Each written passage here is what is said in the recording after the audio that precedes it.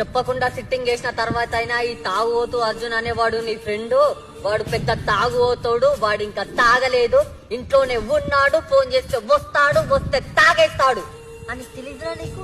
నేను ఇంట్లో ఉన్నప్పుడు నీ గురించి ఏం ఆలోచించానో తెలుసా?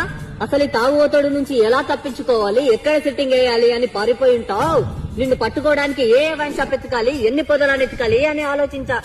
కానీ నువ్వేంట్రా అసలు ఈ తాగుబోతు అర్జున్ గాడు నీ లైఫ్ లో లేనట్టు, వాడితో నువ్వు సిట్టింగ్ వేయనట్టు హ్యాపీగా 2 బీర్లు తెచ్చుకొని ఇంత కూల్ గా ఇంత నార్మల్ గా ఎలా తాగుతున్నావురా? ఎవరు సార్ మీరు?